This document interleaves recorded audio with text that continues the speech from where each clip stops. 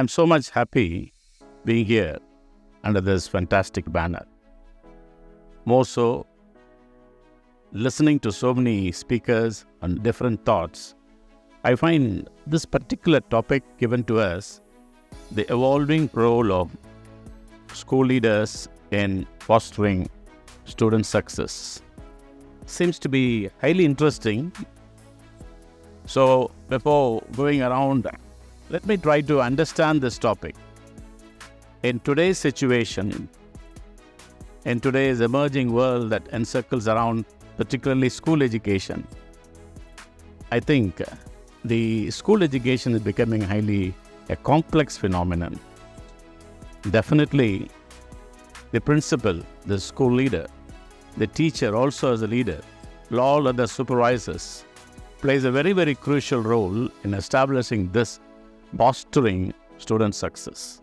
When I walk into the exhibition hall, when we are asked to go through different exhibits and vendors, you would understand how complex is the world of education.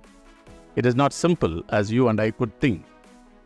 Whatever that happens, at last, what is that student success means is a big question.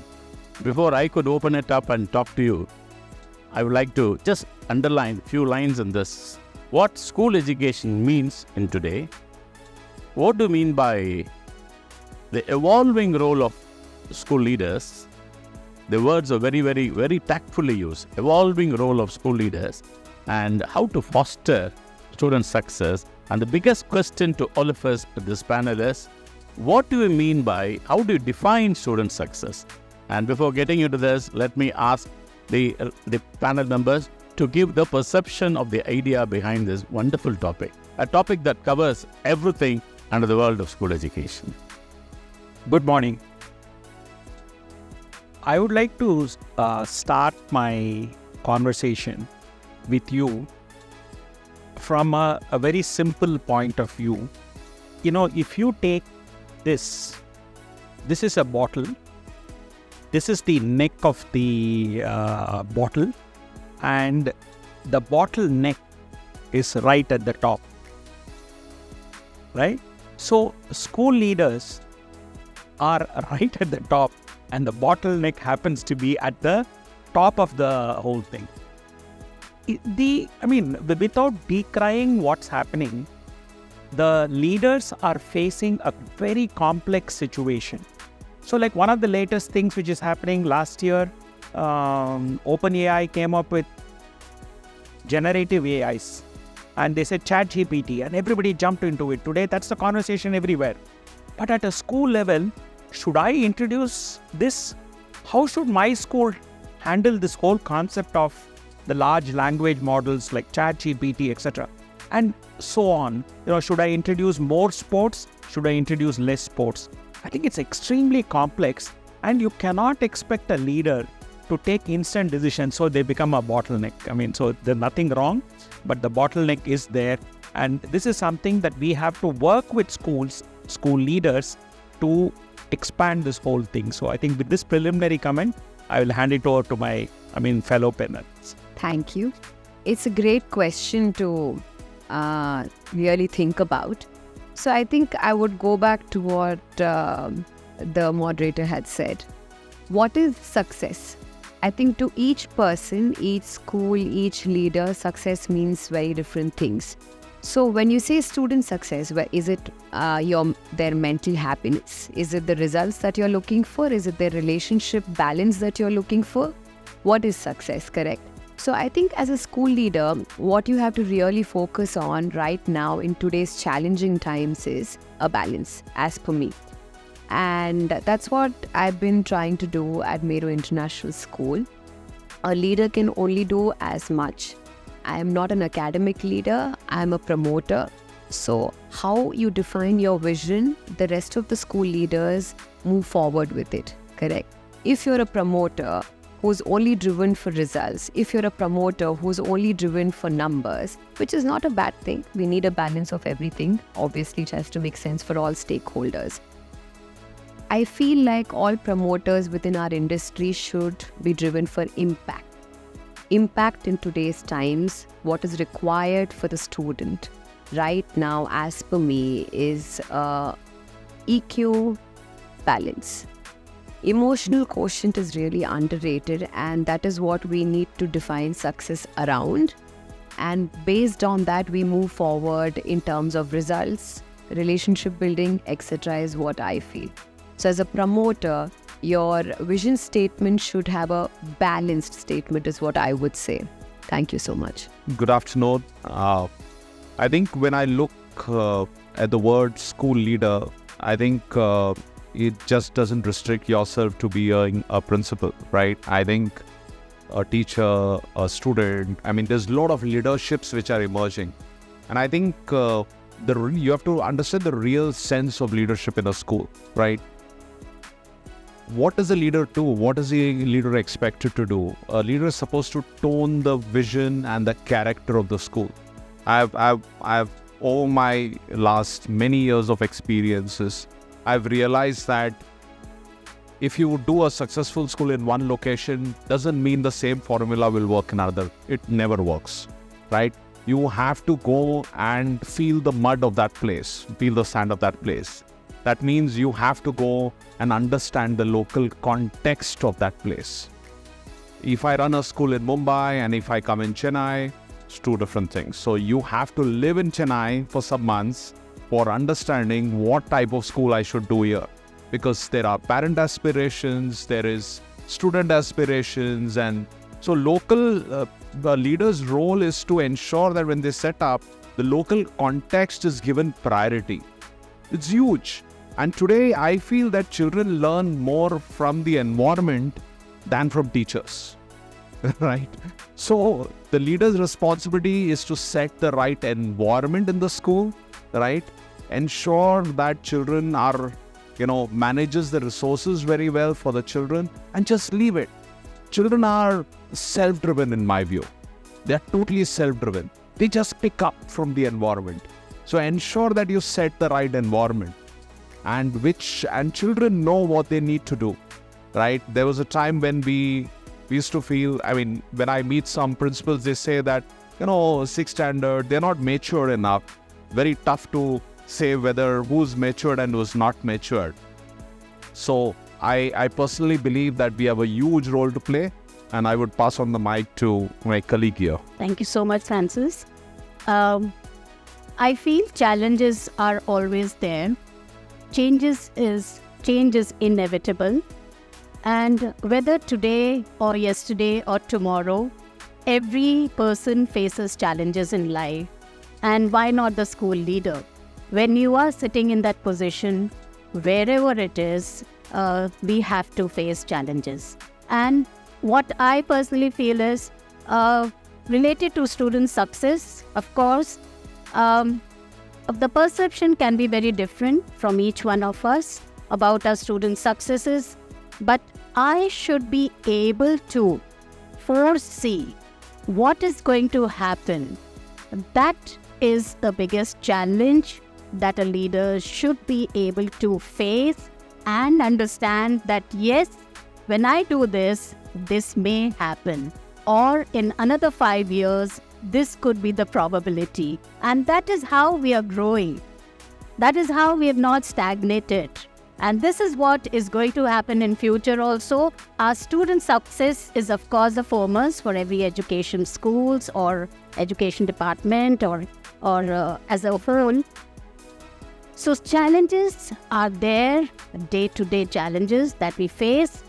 And I'm sure that as leaders, we change ourselves according to the need of the society also. We need to, otherwise we'll become dinosaurs. Thank you. Good morning to all of you once again. Talking about today's topic, about the leaders, specifically school leaders. And the success of a school is attributed directly to the school leader. But what I feel is, for any school to be successful, there are two things that are required. One is the will of the management and skill of the leadership. Only if both of these are there, can the school become successful. Any one of these is missing, it will still not be successful. I mean, it will still be in the doldrums. Second thing, when we are talking about leadership, every school, I'm sure, is developing a big pool, a great pool. You can even call it as water with wonderful ingredients for the children. And we always say, I can only take the horse to the water. I cannot make it drink. But as a leader, what am I doing to energize my teachers in such a way that I make the children feel thirsty to drink that water? If I don't make the children feel thirsty, whatever good work that the teachers are doing, the leadership is doing, is not going to bring any result or any impact. So the leaders have a very big role in energizing the teachers. And when we talk about energizing the teachers, there are a lot of examples. See, just like parenting doesn't come with any training. It is always an on-the-job training only. Leadership also, there are so many attributes given, there are so many leadership styles given. I think they are all academic. Practically, if you see, what is leadership? How does one develop as a leader? And how can leader develop other leaders? Comes only when you actually come in contact and be with exemplary leaders. Leaders who have exemplified in their lives as very good leaders. I mean, do I have the time, sir, to talk about a couple of examples? So, one of the best examples that I would like to take here is what Dr. Abdul Kalam always states in his speeches, where he speaks about how to handle victory and how to handle failure. He says in victory, when he had a failure as a mission director, it was his leader, Dr. Satish Dhawan, who addressed the press, who were an angry press, shooting questions at him, saying, "How can you dump millions of dollars in the Bay of Bengal?" The leader took the brunt of all those questions. And the next year, when the mission was absolutely successful, he told Abdul Kalam, "Now you take the press." That means in failure, the leader has taken the brunt of the blame, and in victory, he gave it to his team. And I think we saw it once again. I don't know how many of you saw the World Cup. India won 10 straight matches. After every match, it was Rohit Sharma who was attending the press conference. In the World Cup, which we lost, Rahul Dravid came there to take up the press conference. Rohit Sharma was not there in that press conference. I mean, we learn leadership skills when we come across people with exemplary leadership. You know, there are a lot of books, a lot of material about how you have to be as a leader, what are the leadership styles, but I think that is all academic and theoretical. What is practice is needs to be learned from exemplary. Thank you, madam. Now let me open it up to you now. As a parent, what do you expect your student to become? Most of the parents think that they will end up with the good marks. But there's no parent who says, I want my student to be, my son and daughter to be a good person, good human being. See, today, in the complex world, as mothers, when we go to the kitchen, we are more concerned, how will I make my own sambar or my food? Bringing in all the constituents that be required to keep the immunity of the body system. A school has to do that, and the leaders are supposed to do that. I little differ from Mr. Francis Joseph. Everywhere, whether it's a small city, small village, a local school, to a zonal school, to a regional school, to a national school, to a global school, the perception of education remains the same. The focus of education remains the same. We need to prepare the dynamic children for tomorrow's world, not for today's world. That is remaining the most challenging one. Now, if anybody could give me a proper answer to this, a boy who does so well, a girl who does so well, through the process of school education gets to the best of the colleges. I remember a boy who got 12th rank in the IIT. My student who came back to me and said, "Sir, I want to retire from IIT in these 2 months of his collegiate education." Now, what success means to such children. And there are children who are committing suicide as a medical student, as an IITN. And what does it success means to them is what we have to see. A success is cannot be defined. It's a dynamic perception from a local. So today, I may be a principal of a village school, but I don't underestimate a village school because there are a lot of strong players there, because a student anywhere is a student. How to remain and give the evolving role of a school leader in the pursuit of bringing success in the children. So if I put it in one simple thought, we need to educate the head, we need to educate the heart, and we need to educate the hand, is what been speaking for last 15, 20, 30 years. Now, we also been talking about content establishment, and we move to the concept procedure. Today, from content to content, we have now moved to the competency building education. And where do we stand there? So I think as heads, we need to think on instructional leaders in us, transformational leaders in us, leaders who could think of guiding force, mentoring leaders in us. And I will tell you, ending up, if there is a good leader, his presence should not be seen and the school keep moving. And that is what the greatest leadership that we could see in today's world.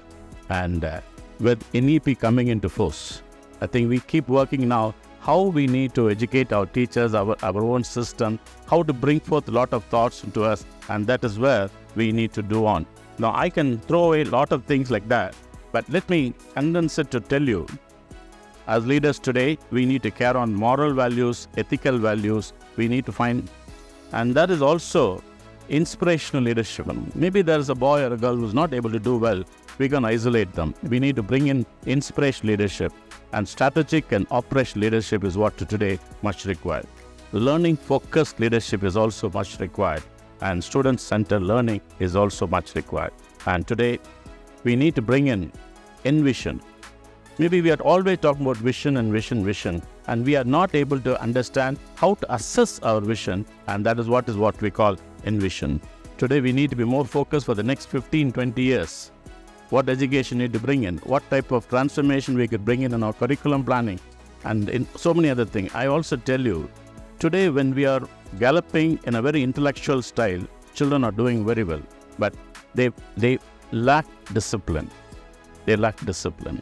And when such values are deteriorating, where are we missing those concepts? How can we equip our own curriculum to bring in? Yesterday we were listening to the sustainable development. And how are we going to do that? And so many questions keep coming into us. And there is also a need for, sometime a boy wants to become an IIT student, he wants a medical student, he still finds it not doing well in the simplest of his communication. His courtesy is not developing. So I tell you, with a broader perception, we need to think how we leaders have to sit together and understand the local needs, the zonal needs, the regional needs, the national needs, and we also want to think how globally we could prepare our children when India is marching ahead. When we think in another few years we'll be a great world leaders, but we also think in terms of our children, how we could be very futuristic and bringing this role. So we may have, if time permits, we may have one more second round of thoughts that could be triggered off maybe from all of us once more. So I would like to take the point where our moderator, Dr. Kishore, talked about where is education going 10 to 15 years from now. I think if you talk about student success, you must know way forward, not the current state of situation where we are. And here is the one story which I would like to share with you. As you will see that I am highly biased towards technology because that is my strong point. So always it's better to remain in your strong point and not go into other areas which are not very familiar. So we recently got a call from a very famous school in Delhi having 8,000 children plus. Right? It's an iconic school. The principal and the director of the group of schools who was heading the education called me up and wanted to have a conversation with me about the introduction of these large language models or this chat GPT, Bard, etc. And how do we go about it? their fear was that education is heading in such a direction that almost everything you can ask ChatGPT, is there even a requirement for a school to survive? Right? So what we suggested to them was that we will conduct a pre-knowledge survey. And we took only the high school students of that particular school and the teachers of that high school, who are teaching the high school students. Once the survey came, the school came back to us and said, very interestingly, they shared all the reports, 70 to 75% of the students knew how to use all these tools extremely well, whether it's DALL-E, ChatGPT, Bard, etc. They were using it extremely well. In fact, 2-3 students were even using it to craft text-based software for real-world applications, like C++. It was truly amazing how the students were using it. Then the flip side came, teachers. Hardly 25% of the teachers knew anything about ChatGPT, and this included even the so-called CS teachers. I mean, this is something they shared with us. So we discussed about interventions and how we should go about it. So we formed, like a complete webinar, a free webinar for that particular school. And we have taught about 75 teachers. That is intervention number 1. And we have given them a lot of free tools where they can go and learn this whole thing. I think it's important that this is done regularly, because how can a teacher catch a student? I don't mean catch, let me not use the word in a wrong way. Find out if the student has used ChatGPT to use, for a homework or for for any other thing, when they themselves don't know what ChatGPT is. So I think it is incumbent on school leaders. And I thought that I could see the vision of that principal and the director of academics by asking us to get involved. And then we asked, they asked me a second question, which is very interesting, like a corollary. What defines student success in the going forward? I said, tools like this are going to come 100, by the dozen. So we don't need to worry about it. I think things like problem solving, computational thinking, I think these are skills that we need to teach students in the future, because tools will take over. So a school where you want student success, there must be peer-to-peer learning, and where the teacher is more like a facilitator, and people should be able to solve problems. They must be able to think through computational action, and that's the only way forward is what we had proposed. They have agreed, and this is going to be now incorporated in their curriculum. So what I am sharing with you all is my personal experience with a school in India, and this happened 2 months ago. So I would like to hand it over to Meghana. So I think this is a great example, sir. So ChatGPT and AI are here to stay. That's great. So before that, I think screens have already taken over our homes. Now I'm looking at our internal survey that we have done with our school's parents. Tools are inevitable, screens are inevitable. What we at Meru, based on the survey and the feedback that the parents had given us, is they wanted more ways and means to connect to their children, especially in high school. As you all know, everybody is taken over by the screen and their own willpower at a certain age. And it becomes very difficult for a working parent or both the parents, and even if it's a stay-at-home mom, she's also working at home. So it becomes very difficult for them to connect. So we've curated programs in general as to how to break the ice between them, how to connect better with the child. So these things have really helped us at Meru to define success as a family, success as a human being.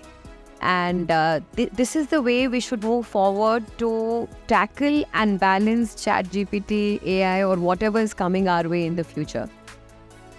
They're here to stay. And as parents and as schools, we have to build an ecosystem where we can actually tell the child and bring in the teacher on board to connect better. I think that's really worked for us here. And consciously parent and teach and inform everybody involved in the child's ecosystem and build events and happy events around the school system to ensure that the child gets attracted to human beings and connection more than anything. Technology's usage is inevitable, that we need to move forward and embrace it. But how we embrace it, how much to embrace it, how do we consciously parent the child as to how to move forward with technology is the true challenge, and we should keep at it by conversing, being consistent and sharing examples and ensuring all the school leaders, which includes the teachers, parents, everybody in the child's ecosystem to be very well in. Thank you so much. I think it's very enlightening to hear that we are almost talking very, very similar. And I think student success is something which is very hard to define. I remember one student of mine years back in Delhi. We were in a festival and he just barged in and he said, he was like 6th grader. He came and told us, sir, I want to scale the Mount Everest. So usually you can, you just, okay, you can just send the child away. Okay, you can, all the stuff. So what we told him is, look at the clouds. That's where Mount Everest is. Do you know where is Mount Everest? That's Mount Everest. You have to prepare. That child, after that day, he became the youngest Indian to scale Mount Everest. His name is Arjun Vajpayee. At the age of 17, he scaled Mount Everest. As a school, what we could do is only to support that child. We didn't have those kind of skill sets. Like he had to go to the Meru mountaineering school to learn a little bit more. But we could give him that kind of support and then mechanism so that he can drive and become very successful. For him, that was success. Until today, I'm in touch with him. Now he's no longer 17, he's around 25 now. You'll see in all these due ads of Hrithik Roshan, you'll see him also scaling the Mount Everest. And he didn't leave his mission after scaling Mount Everest. He scaled all the heights, all the summits, right? Until today, he's doing that. He didn't take a corporate job after some time because he felt that was better pay. He runs his own, he keeps scaling different summits, he takes more children and does more. So for him, that is success. So when he became 25, I met him recently, I said, do you think there's a limit to how much summits you can make? Where else you will go? He said, sir, every year I will scale some summit. I will go and I will ensure that I will create more Arjun Vajpayees. For him, that is the success now. He's changed his goalpost. So I think sometimes as schools, we have to just listen. They come with impossible dreams today. Impossible, which we think, no, this is just not happening. But I think we have to be listeners. We have to be giving them the kind of support and those kind of, those enablers. Another example is, one child in one of our schools in Dubai, he wanted to do a startup and he said, no, I want to. And he parallelly, while he was studying his DP, he carried on his startup. After the DP, he got an offer from Stanford. He said, no, I'm not taking the offer. So, the teachers and everyone said, come on, this is Stanford. He said, no, this is what I want to do. And he became the youngest person to do the unicorn of 2023, which is Zepto. If you've heard of Zepto, he created Zepto. He learned so many things beyond what he would have learned in a Stanford, right? So children are like this. Secondly, you have to walk with them. It's very important that you walk with them. The children of today, if you don't walk with them, they walk much faster. There was a time they were on Facebook. We all ran to Facebook. They understood we reached to Facebook. They left and they went to Insta. We settled down in Facebook. Now we are all settled down in WhatsApp waiting for the double tick. But children have moved ahead. There was a time when Pokemon Go, I don't know whether you've heard some years back, when that got launched in US, it was not launched in India, but every child in India knew how to play Pokemon Go, even before getting launched in a week's time. And I remember this happened personally to me, and I saw my son, he was doing something on the gadget on his phone.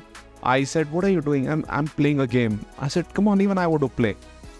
And when I saw this, I was like, what is really happening? I mean, it's not a phone. I mean, he's live. I said, can we play together? And I also made a call to one of my friends who's a journalist, and I told her, "You want to join? Let's go walking." And he took me around.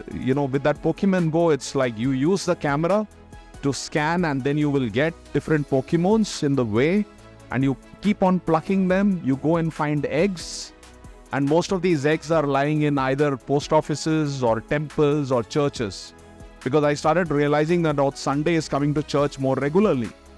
So I said, "What really happened to you?"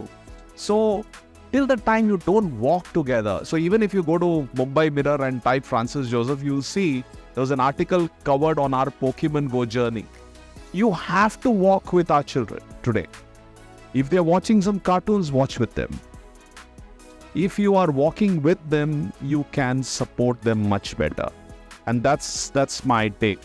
Over to you. Yeah, thank you so much. That was beautiful. And I like to add on to it. When you said, Francis, that we need to walk amongst them, that's called as coach leadership. This is what we are talking about today, that we need to be amongst the teachers, among the students, among the people who are working with us rather than ahead of them. Only then we understand how to take it forward. Only then we understand the problems that they are facing. Only then we understand what is the real success about and how we can go about. I would also like to add on that as heads, sometimes we have not given that kind of platform to our students. I'm sure everybody of you would agree that are we able to give each and every student who's in my school that kind of platform for him to stand up or her to stand up, and we know that they are surely going to be successful, right? So we need to actually reintrospect and understand that we have to give each and every child, each and every student in our school a platform to speak, to come up, to say, to be heard. That is more important in today's world, because I know parents have no time to listen to them. I know many of them don't want to talk to the teachers. I know for sure that they don't want to converse with their peers also. So we as coach leaders should be amongst them to understand what they require. Children who are with me, I remember when I was teaching and who used to get 0 marks in chemistry and physics, are now top CEOs of companies. Last week I met 2 of them and they said, "Ma'am, we are leading companies." So I felt so guilty at that point of time that did I understand these children who are with me?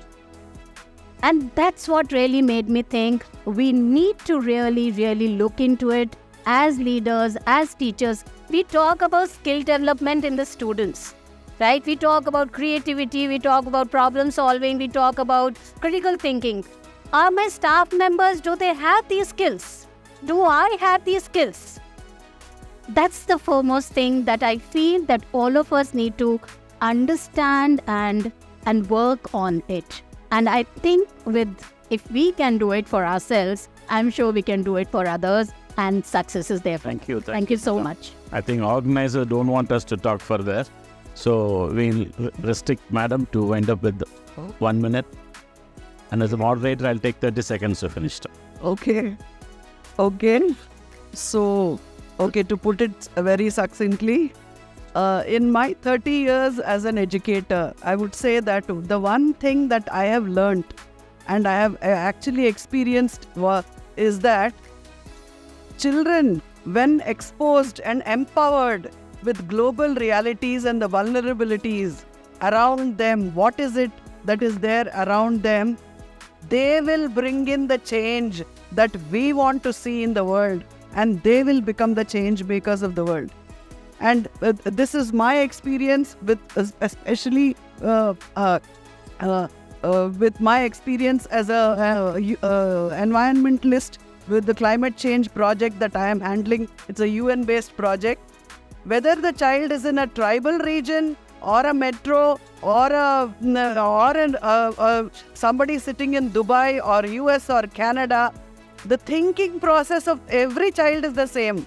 The only difference is what is the opportunity they are getting and what is the environment that they've been given. That is the only difference.